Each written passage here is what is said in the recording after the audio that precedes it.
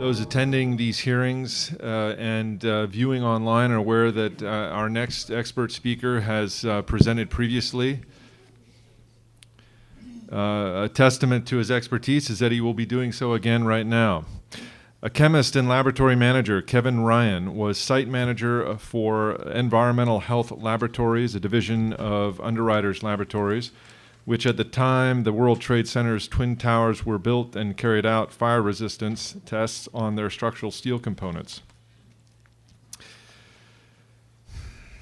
In 2004, Kevin Ryan was fired for publicly questioning the report being drafted by the National Institute of Standards and Technology on the destruction of the Twin Towers. Far from being intimidated or silenced, he has vigorously contributed to advancing the scientific material evidence relating to the destruction of the World Trade Center. He has served as co-editor of the online Journal of 9/11 Studies and is a co-author of major studies of demolition evidence published by that journal and by the Open Journal of Civil Engineering, the Environmentalist, and the Open Chemical Physics Journal. You'll note the wording open in a couple of those journal titles. Links to these studies and to more than 36 other articles and numerous videos that he has published in the course of his wide-ranging 9/11 research can be found at the website www.ultruth.com. Kevin Ryan offers us a sterling example of courage and integrity in defense of the integrity of science. The subject of his testimony today is extreme temperatures attained during the destruction of the Twin Towers and World Trade Center 7. Please join me in welcoming back Kevin Ryan.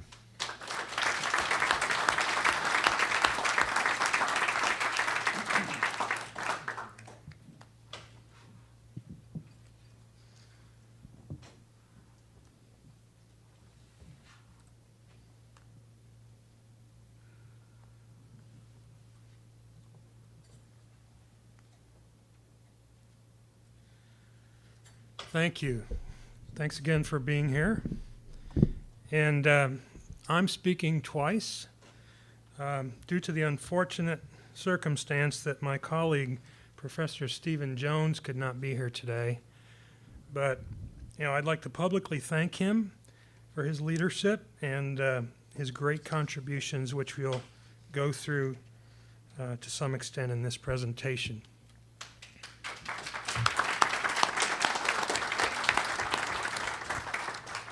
So today, I'm going to present evidence related to the existence of unusually high temperatures at the World Trade Center, both during the destruction of the three buildings and afterward for several months. Much of the evidence presented here will be taken from two peer-reviewed scientific papers. One of these papers is called Extremely High Temperatures During the World Trade Center Destruction, and it was published online at the Journal of 9/11 Studies in January 2008. The authors include 4 PhD physicists, 1 PhD chemist, and several others, including myself. By the way, I will provide copies to the panel before the end of the hearings. The second of the two papers I'll discuss is called Environmental Anomalies at the World Trade Center, Evidence for Energetic Materials. And it was published both online and in print by a Springer journal called The Environmentalist in 2008 and 2009. The authors include myself and 2 others. I'd like to begin with the first of these papers and ask you to notice the maximum temperatures that were cited by the National Institute of Standards and Technology, or NIST, at the World Trade Center.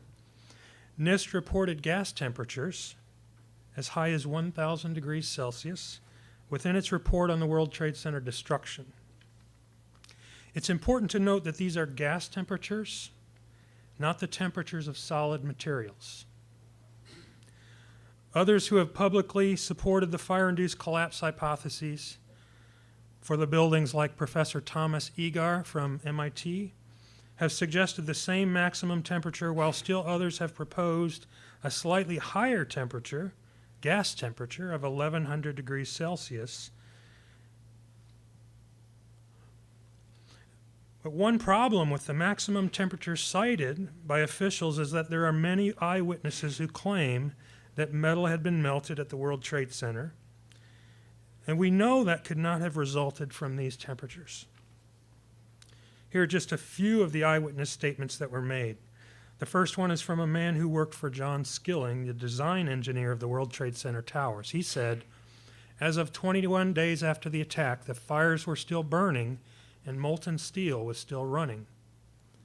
A chaplain at Ground Zero said, "I talked to many contractors, and they said they actually saw molten metal trapped. Beams had just totally been melted because of the heat." Dr. Keith Eaton of the Institute of Structural Engineers said, "I was shown slides of molten metal, which was still red hot weeks after the event." Another doctor from Johns Hopkins School of Public Health said in some pockets now being uncovered, they're finding molten steel.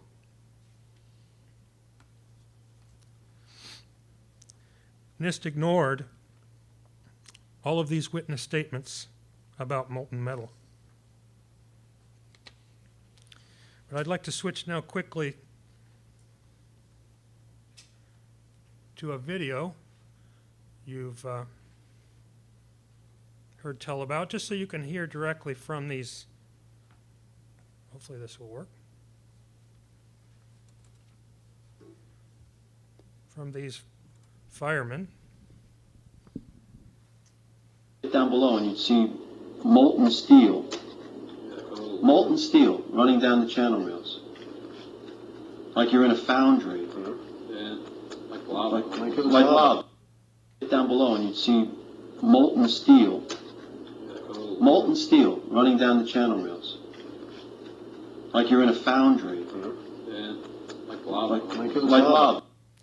The man speaking is a captain of the New York Fire Department.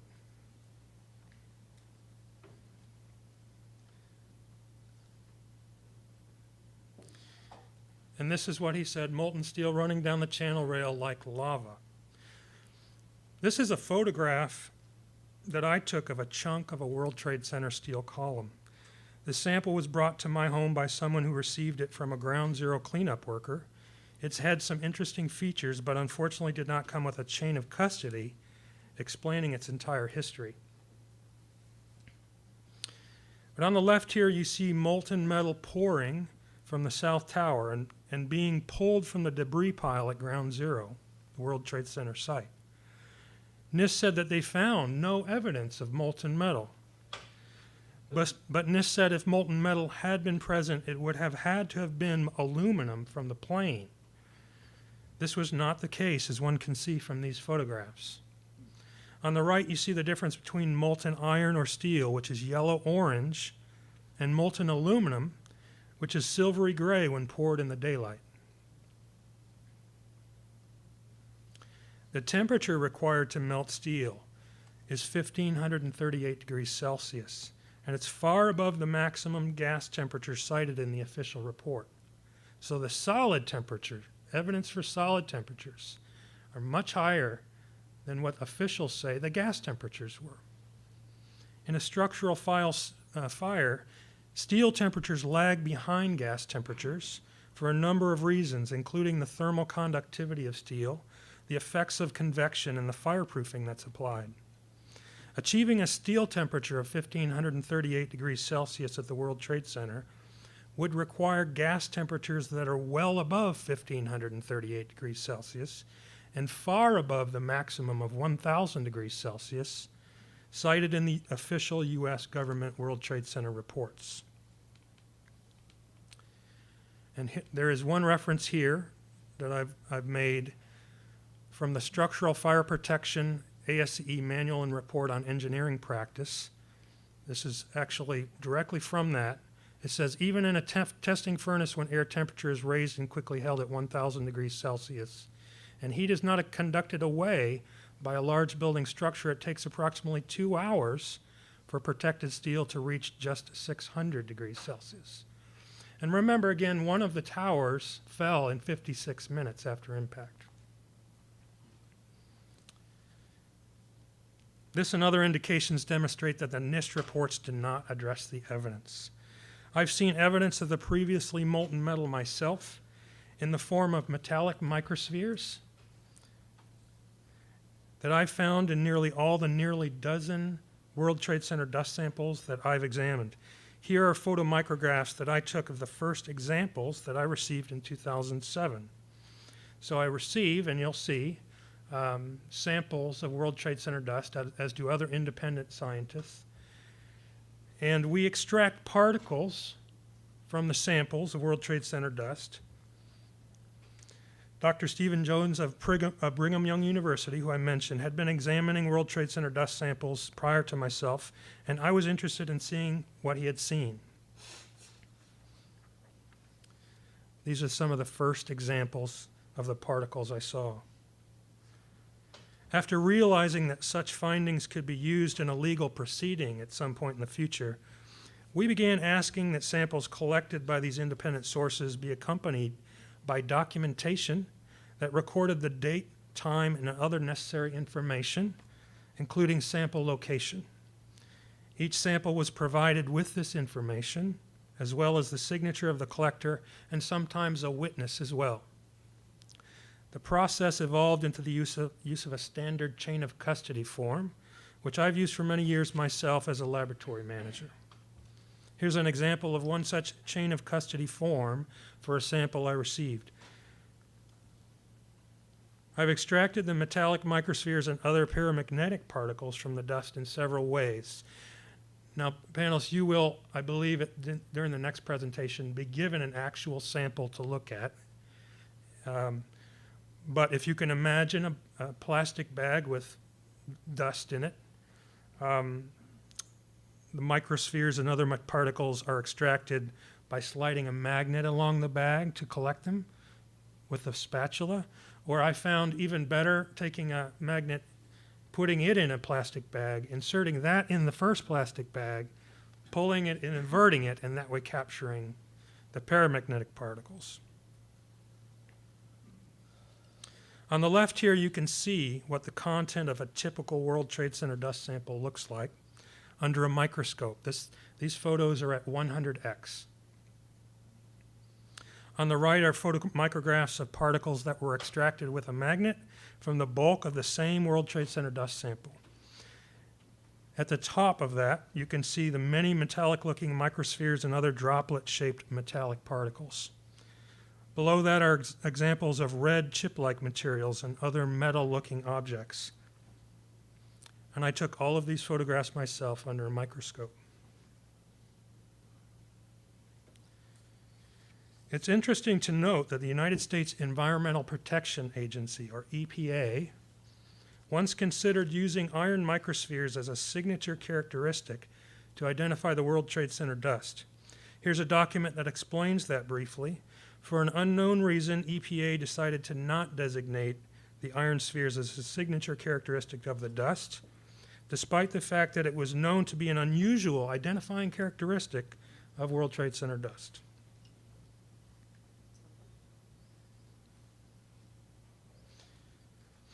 If we look at the first of the two peer-reviewed scientific papers I mentioned, it begins with a discussion of these metallic microspheres, as well as the finding of semi-transparent silicate-rich microspheres. The paper addresses two independently collected samples that were received for this study. Both samples were collected indoors and shortly after September 11, 2001. One sample was collected on an indoor windowsill on September 14, 2001, just 3 days after the disaster, while search for survivors was going on, and in a building 4 blocks from ground zero. The other sample was acquired inside a 4th-floor apartment whose upper windows broke during the World Trade Center collapse a few days later. On the left is a light microscope image of the microspheres that were extracted, and on the right is a higher resolution image from a scanning electron microscope. An important point to recognize is that the finding of these metallic and silicate microspheres, as well as much more such evidence, had already been reported by other independent researchers apart from the US EPA. The R.J. Lee Group is a corporation specializing in industrial forensics. They were hired by lawyers for the Deutsche Bank to examine the World Trade Center dust as the Deutsche Bank building, which is nearby, was being assessed after 9/11. The USGS is the United States Geological Survey, and they're a federal source in the United States for science about environment and so forth. The USGS coordinated an interdisciplinary environmental characterization of the entire area around the World Trade Center after 9/11. R.J. Lee reported that the quantity of iron spheres in the World Trade Center dust was 5.87%. This is an enormous amount relative to what is found in typical dust samples from office buildings. In fact, it's 150 times as much.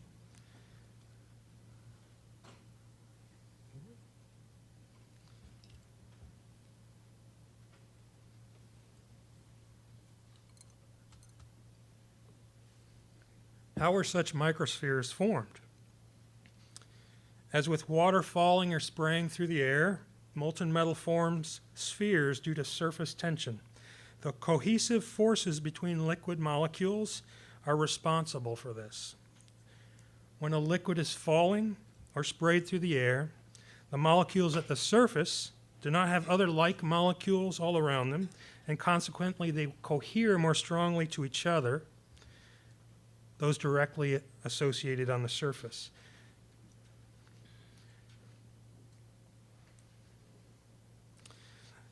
Our paper explains that the spheres indicate not only that the iron or silicate was molten at one point, but that due to the small size of the spheres, a violent disturbance of some kind would have been necessary to shatter the molten metal into the small sizes seen. Various explosive or incendiary processes are likely explanations. Here are excerpts from the R.J. Lee report in which it stated clearly that iron melted. But the report says that lead was melted as well, and that such particles are absent in typical office dust. They said that various metals, notably iron and lead, were melted during the World Trade Center event, producing spherical metallic particles. High heat exposure of the dust has also created spherical vesicular silicate particles, and these are classic examples of high temperature or combustion byproducts, generally absent in typical office dust. Surprisingly, these researchers also reported that aluminosilicates were evaporated at the World Trade Center, as indicated by the Swiss cheese appearance of some of the particles examined in the dust. The United States Geological Survey found the same iron and silicate spheres throughout the World Trade Center dust and could not find an explanation. At the top here, you see a micrograph of one of the iron-rich spheres that the USGS found. No explanation was given. Two members of our research team submitted a Freedom of Information Act request to the USGS for any other information that might not have been reported. To our surprise, the USGS responded with data showing that their group had found molybdenum microspheres in the World Trade Center dust. The bottom image here shows an SEM image from the USGS of one of these molybdenum spheres.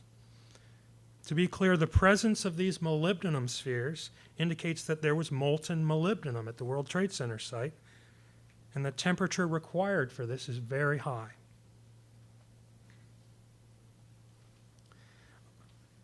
Our research team, led by Dr. Stephen Jones and Dr. Jeffrey Farrar at Brigham Young University, analyzed the metallic microspheres we found in World Trade Center dust by a technique called X-ray energy dispersive spectroscopy, or XEDS. This is a technique that provided the elemental composition of the spheres. In other words, it told us what elements the spheres were composed of. The result was that the spheres we found were very high in iron and low in other elements. This agreed with the findings of the R.J. Lee group. You can see the trace in the lower section on the left from R.J. Lee and how it matches with the trace on the right from our team.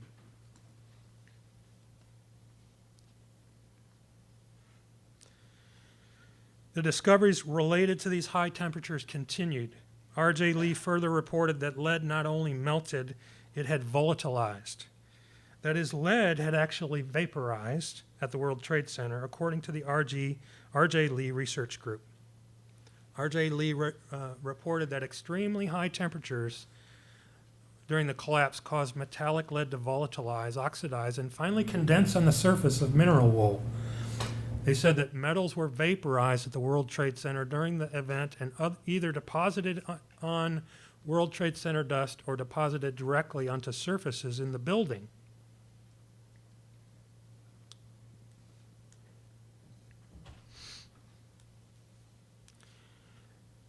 They also talked about Swiss cheese appearance and the result of boiling and evaporation, and that some particles show evidence of being exposed to a conflagration such as spherical metals and silicates and vesicular particles having a Swiss cheese appearance. This is in addition to the findings that aluminosilicate materials had evaporated.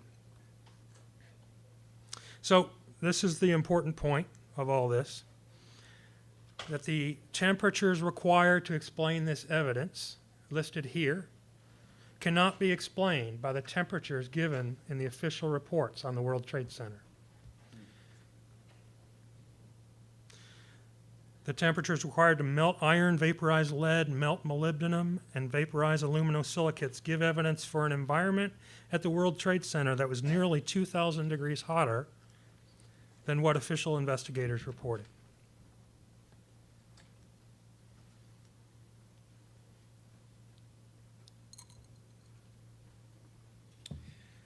And as John Cole mentioned, to provide even more corroboration for these findings, we need only look to the official U.S. government report that preceded the current one published by NIST. The first report was from FEMA, the Federal Emergency Management Administration. Appendix C of their report provided strong evidence of extremely high temperatures at the World Trade Center in the form of highly corroded and eroded steel samples saved from the buildings after they were destroyed. FEMA described samples of steel that had been thinned to razor sharpness. In some cases, there were inexplicable holes in the steel. The fire engineering professors who found the samples could not come up with an explanation for it. They also could not explain the sulfidation of the steel. That is, steel had been chemically changed at the microstructural level in ways that indicated a chemical eutectic mixture had been achieved between sulfur, iron, and oxygen, causing steel to melt. So, as Mr.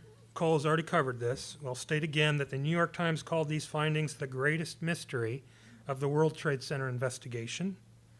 The FireWise professors who wrote the study said that a detailed study would need to follow up to determine the causes. That detailed study was never done, and NIST completely ignored these findings. Other evidence for extremely high temperatures at the World Trade Center site include the finding of fused metal and concrete artifacts, like the meteorite, as it's called. This is a mass of molten steel and concrete found at the site, all fused into one big chunk. It also includes the thermal hotspots measured by NASA remote sensing instruments that measure temperature via electromagnetic radiation emitted from the surface. Surface temperatures in the debris piles were found to be as high as 750 degrees Celsius a week after 9/11. Is that an aerial photo on the right? Yes, sir. And are shadows what are providing the dark spots? Yes, it's all a matter of reading temperature via infrared radiation. Okay, thanks.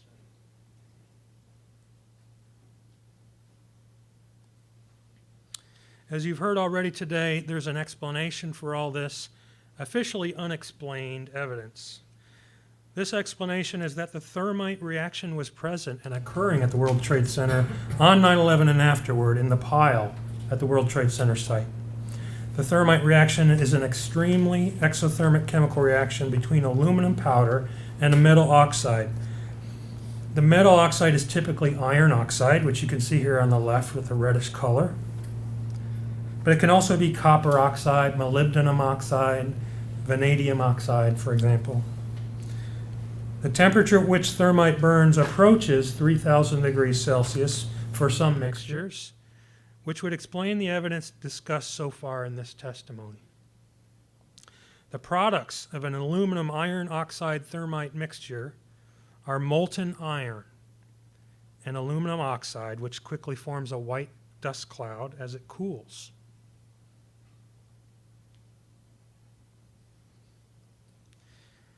Additives like sulfur improve the burn properties of thermite. And again, a sulfur-containing thermite, which is called thermate, as Mr. Cole mentioned, would explain the evidence found by the FEMA investigators. Look again at the color of the molten iron product from these thermite reactions. It's yellow-orange, like the photos of molten metal from the World Trade Center. Here are those photos again. Are we looking at molten iron at the World Trade Center or molten aluminum, which is silvery gray, when poured in the daylight?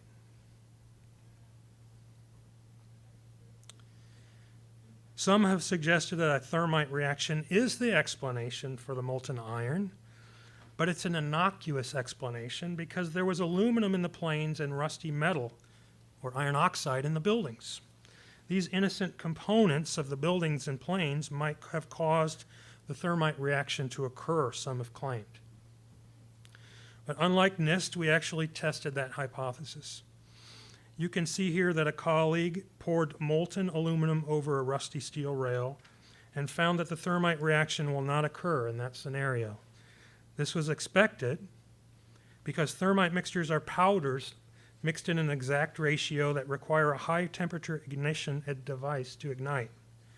And of course, the natural thermite hypothesis would not explain the molten molybdenum found by the USGS and the R.J. Lee group. Let's move to the second of the two papers that I mentioned earlier. The second paper focuses on air emission data produced by EPA and the University of California, Davis. The latter actually being aerosol data. Before going into the environmental data, the paper reviews some important facts about the environment at Ground Zero in the days, weeks, and months after 9/11.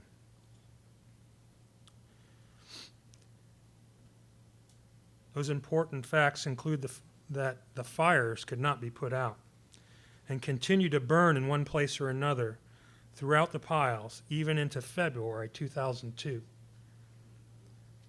Several inches of dust covered the entire area after the destruction of the buildings. Millions of gallons of water were sprayed into the debris pile. Several rainfall events, some of them heavy, occurred at the site. And a chemical fire suppressant called Pyrocool was pumped into the piles, but had little or no effect.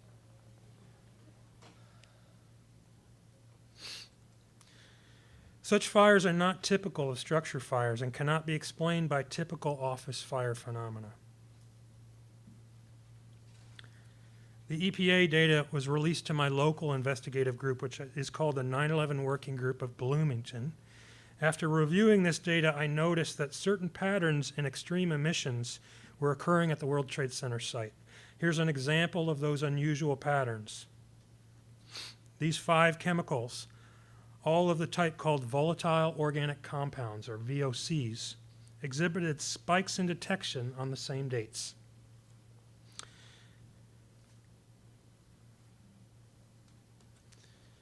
As you can see from this table, all of these compounds were emitted into the air at high levels on the dates given. These are the byproducts of the combustion of plastics, which often burn only partially in a fire. The levels at which these VOCs were seen at the World Trade Center site was unprecedented. As an example, consider that benzene has been seen at levels as high as 26 parts per billion in structure fires, and benzene seen in the high traffic areas of urban settings from traffic exhaust with mean levels of about 4 parts per billion. And at the World Trade Center site, benzene was seen in bursts of 80,000 parts per billion and higher.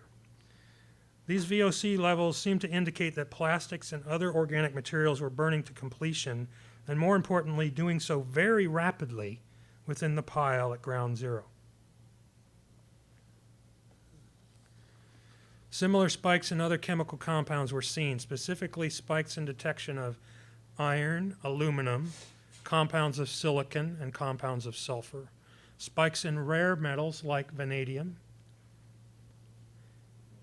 And the EPA noted that it had never before seen the organic compound 1,3-diphenylpropane. Eric Swartz, a research scientist at EPA, noted that 1,3-diphenylpropane was pervasive and was found at levels that, quote, dwarfed all others. One use of 1,3-diphenylpropane is to stabilize the structure of nanocomposite materials. It's a lot of information, I realize.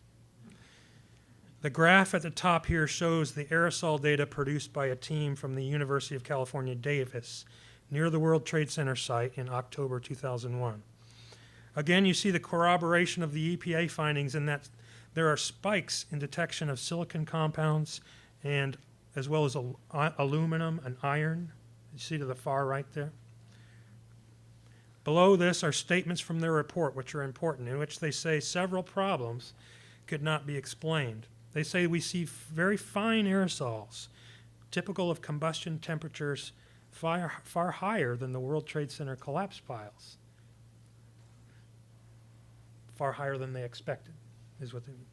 We see some elements abundantly and others hardly at all. Despite similar abundances in the collapse dust, we see organic species in the very fine mode that would not survive high temperatures. So some odd things were happening here.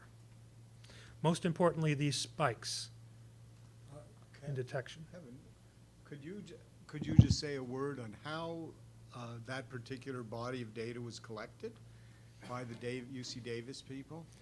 Yeah, they had sensors within a short distance from ground zero during the month of October, and they're detecting compounds. They actually misreported a little bit, and they speak about elements, but they're actually detecting compounds. And Would this, aerosols. would this, for example, be a composite from many different sites, or would they just have one set up, or do we know, or does it matter? They set themselves up downwind from the ground zero area to collect data related to ground zero, to the World Trade Center site. Does that help explain? Yeah. Okay.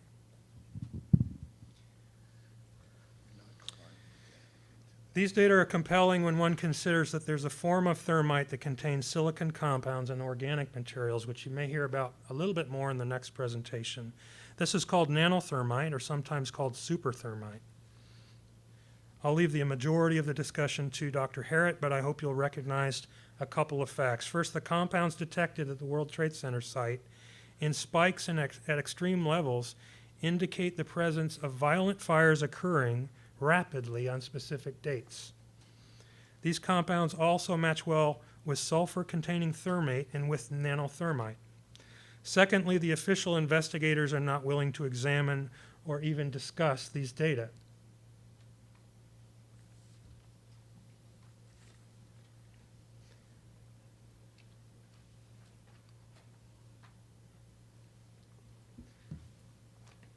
I've made nanothermite myself via formulations published by the U.S. National Laboratories. On the left here, you see a photomicrograph I took of a particle extracted from the World Trade Center dust. On the right is a photomicrograph of a nanothermite material that I made. And below that's a photo of the ignition of that nanothermite. And I'd like to show you again a short video.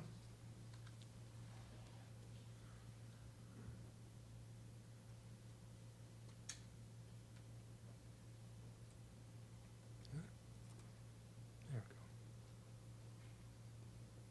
we go. 10 years after 9/11, we sorry. Alexander. There we go. I'll just show you a little bit of this. Most importantly, the last part. I'm trying to give you a demonstration of what happens with nanothermite here. But basically, nanothermite is a solution-made thermite. It's iron chloride dissolved in organic solvents We add a propylene oxide scavenger material, which turns that into iron oxide. And then you can add organic compounds to this solution. And the important thing is that the organic compounds generate gas when the material is ignited that does pressure volume work and makes it explosive, generates gas. Of course, aluminum is added as well. But on request, I was asked to... If we take just a couple grams of this nanothermite and put it in a smaller beaker on a hot plate and raise the hot plate to its maximum temperature, which is 550 degrees Celsius, this should cause the material to ignite. We'll add a loose lid to the beaker to demonstrate the pressure volume work effects that the expanding gas should produce. Even with this very small quantity, it should ignite rapidly and cause explosive gas effects that can be seen.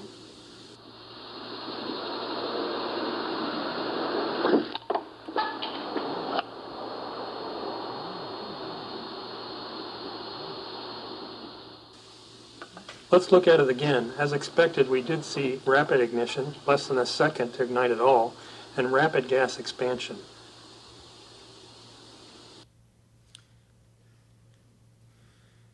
More backyard experiments. Corporations and corporate-led investigations, I guess, have better facilities.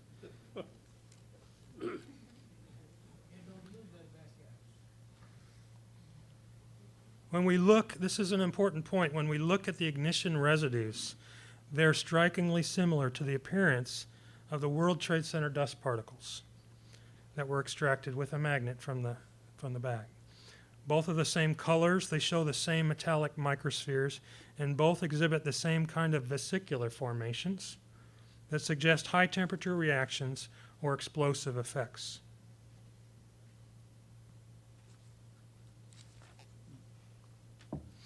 There are just two more points which I'd like to make with regard to the high temperatures at the World Trade Center site. The first is that there was a huge dust cloud that arose from the destruction of the buildings. Again, you've heard about this. It was similar to that of a volcano. In other words, it was a pyroclastic-like cloud and appeared to be driven, therefore, by energy sources that exceeded the energy available from the gravitational collapse.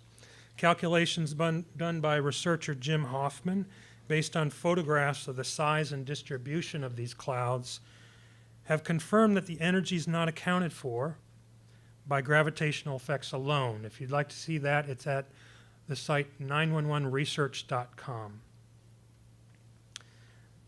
Another striking fact is that the dust cloud was very hot and was burning people and setting objects on fire. Here are photos of the many vehicles that were set on fire or burned in the area. A member of the New York City Fire Patrol was asked what he thought was the cause of those vehicle fires. The question was, everybody tells me that all these vehicles were on fire. What do you attribute all these vehicles being on fire to? And Paul Coran of the New York City Fire Patrol responded, I believe it must have been from the debris falling, and the heat just started hitting the cars and starting cars on fire. There were an awful lot of cars burning, an awful lot. It had to be radiated heat or just stuff falling on cars and setting them on fire. There were numerous cars burning.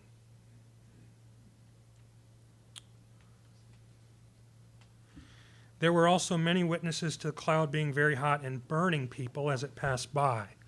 Includes Thomas Spinard from the New York Fire Department, said the dust cloud hit us, it got real hot, it felt like it was going to light up.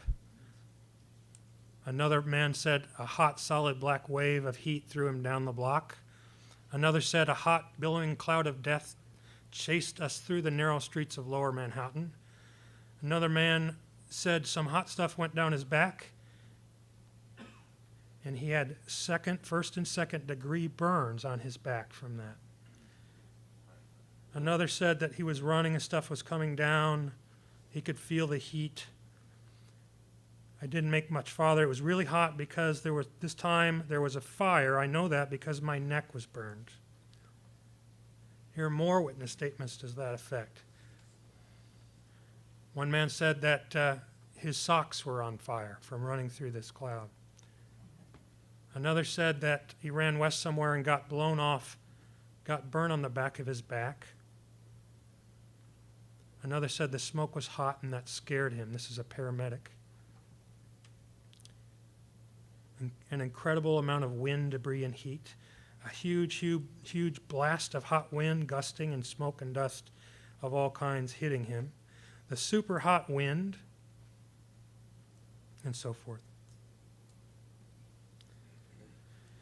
As for the air emissions, it is important to remember, if nothing else, for the fact that these people made sacrifice for us to some extent.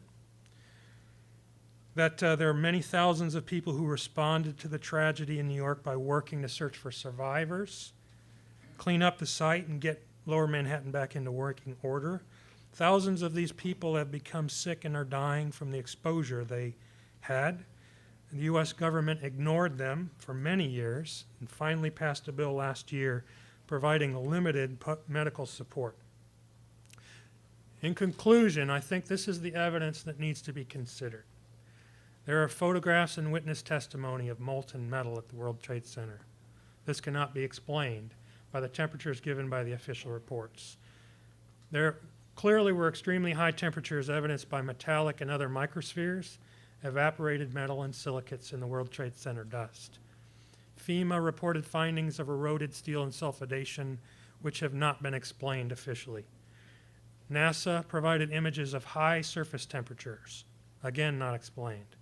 Fires could not be put out at the World Trade Center site. There were unusual spikes in volatile organic chemical emissions, suggesting abrupt, violent fires on specific dates, and unusual species in the environmental monitoring data also corresponding to specific dates, suggesting the presence of thermitic materials.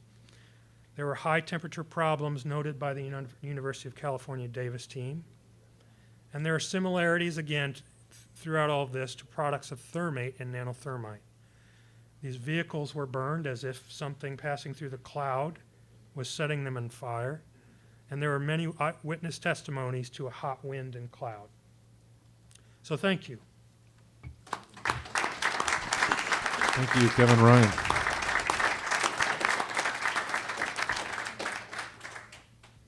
Well, you know the drill, panelists. Questions? Professor Johnson? Thank you, Kevin. Question is, how exotic is nanothermite? You can't go down to the Home Depot and get it, I assume. But you've made it yourself, so I assume that it's not all that exotic. What are the sources of this special form of thermite? Nanothermite, as we call it, also goes by the name superthermite.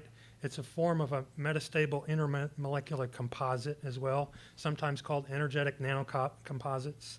So many names for the same sort of thing.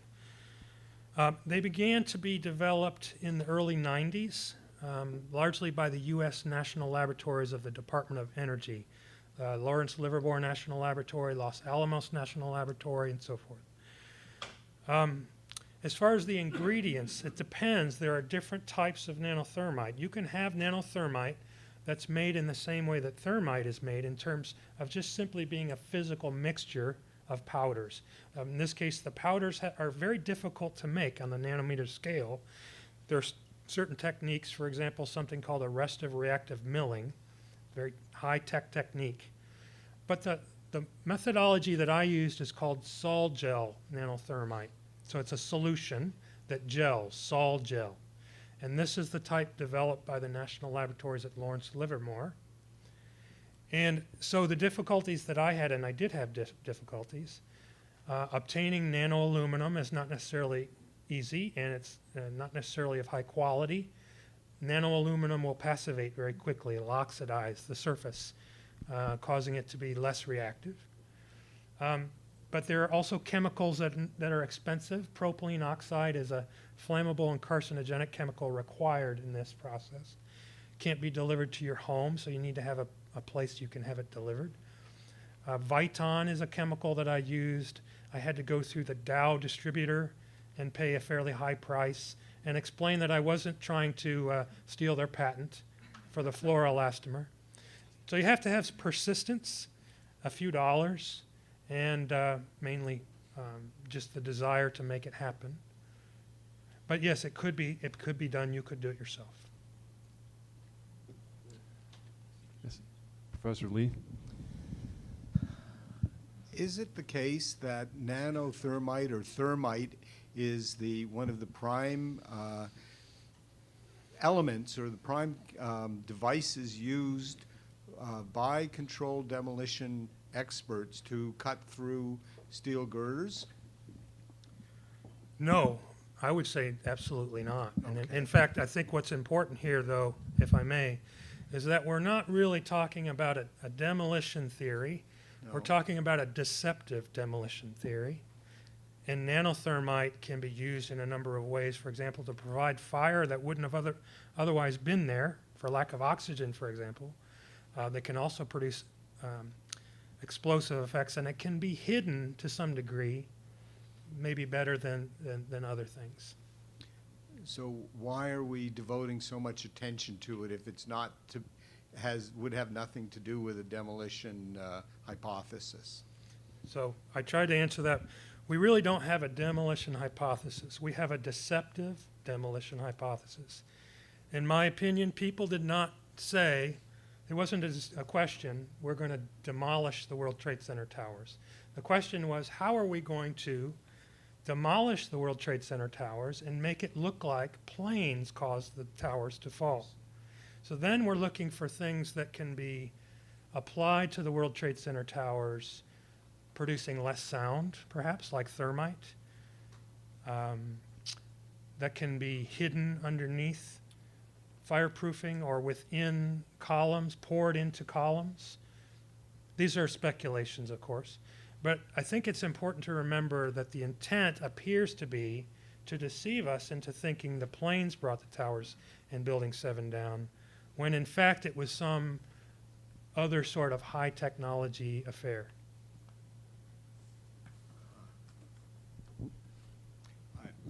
I'm still grappling with that.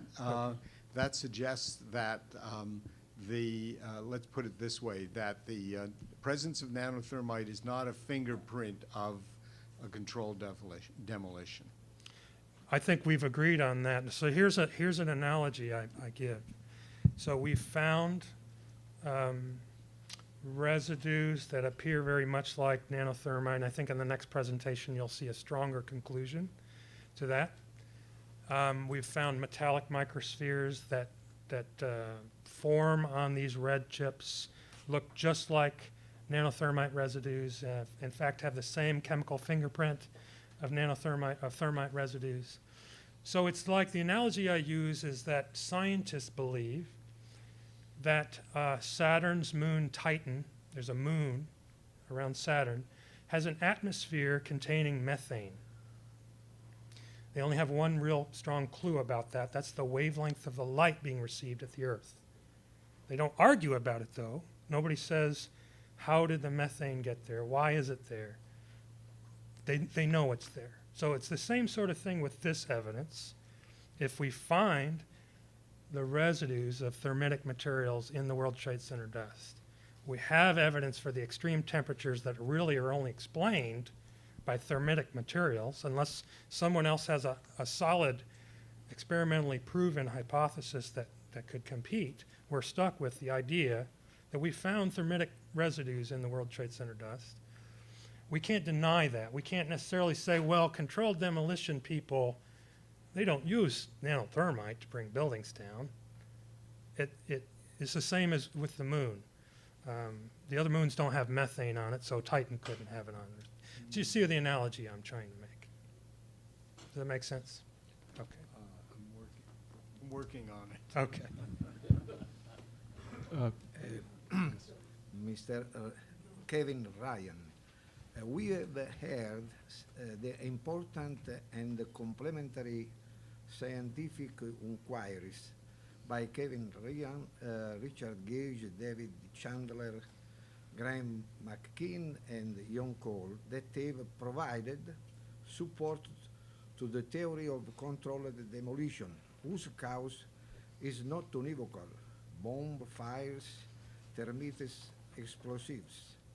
In certain cases, bombs are involved, in others, fire or termitic explosives. Judge, could you speak Would more it closely be- to the microphone, please? Thank you. Thank you. Would it is possible to reach a synthesis where different experts, as ballistic and chemical experts, can each other integrate their knowledge, because there are differences sometimes in this, even if they are very, very important, but there is some problem for a person like me that is not expert. Right. If I understand you correctly, Judge, you're recommending that a more interdisciplinary team be assigned to evaluate this evidence. Is that correct? Yes. Yes, I agree. I agree, and we're looking for that kind of recommendation, I think, within these hearings. Where do we go from here? We're not saying we have the answers to everything. Here's evidence.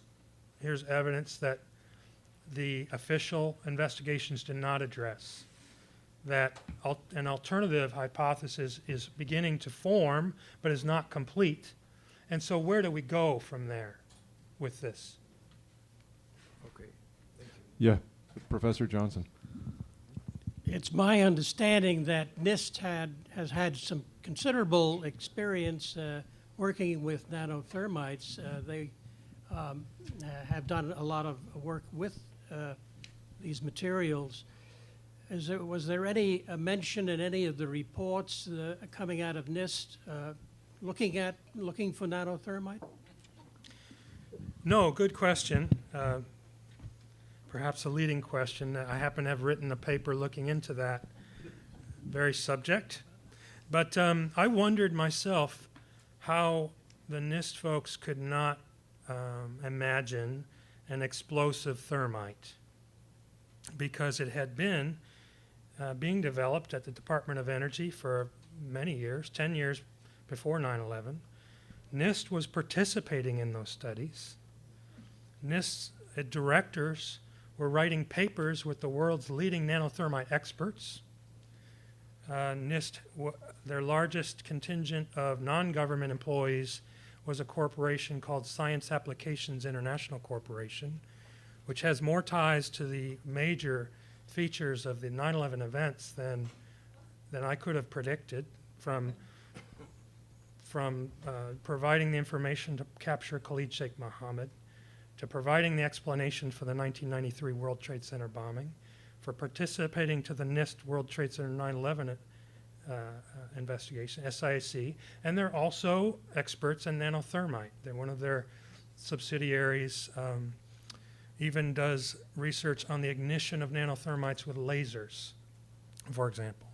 So your point is well taken, that the materials engineers and specialists at NIST that were associated with the investigation, with NIST Advisory Committee, had quite a few very knowledgeable people with regard to nanothermites. And the odd thing is that they never, in all of the answers back and forth, they would never imagine nanothermites as being a possibility. It seems odd. Other questions? Professor Lee, would you like to return to your question, line of questioning about thumbprint evidence?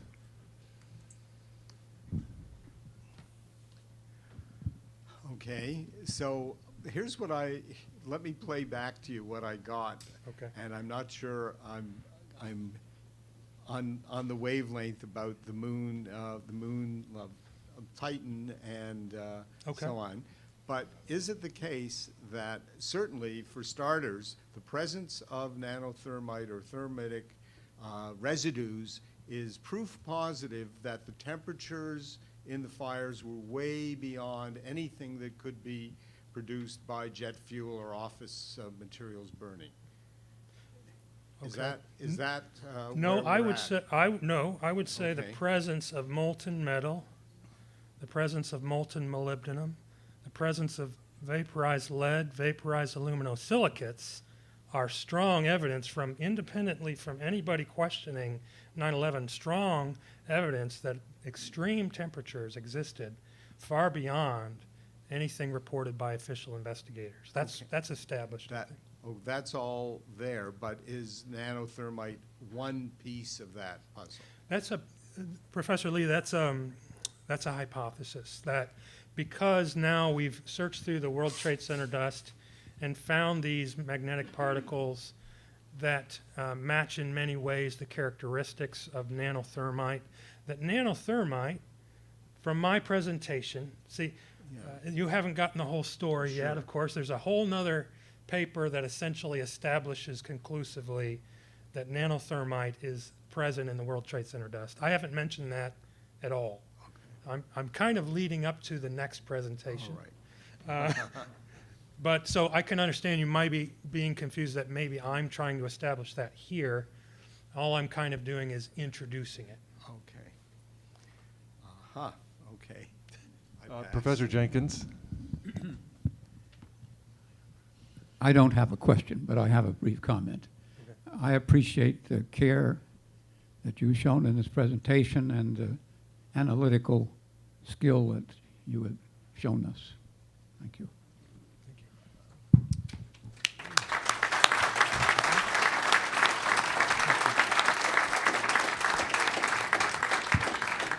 Professor Lee, we still have 10 minutes. Okay, since we still have a few minutes, let me open another line of inquiry, and that is that you mentioned in passing, you had that nice slide of the benzene and the products of the combustion of plastics. And of course, that is highly, when we think about incineration of waste and so on, that's a very hot topic in environmental studies. And so, but on our 4 days of panels, we don't have anything that really pursues the important issue of the disastrous medical fallout that has befallen the first responders. Right. And so it may be, would you care to comment further on that? And, yeah. Yeah. Professor Lee, I believe you're going to appreciate the presentation by Professor Harrod. Okay. I don't want to upstage him. All right. Does that seem fair? Fair. Okay. Professor Lee, Yeah. if I may, would you accept that what Kevin Ryan has delivered proves the presence of extraordinary heat that cannot otherwise be explained by the official story? I'm getting back to your original line of Right. questioning. There Right. seems to be still not quite aligned. So for what it's worth.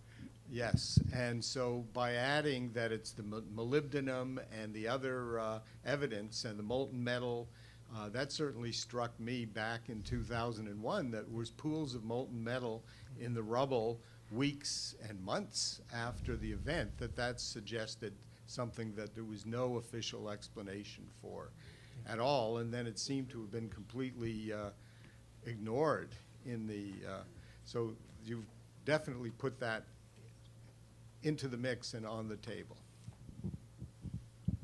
Other questions, panelists? Good, thank you. Kevin Ryan.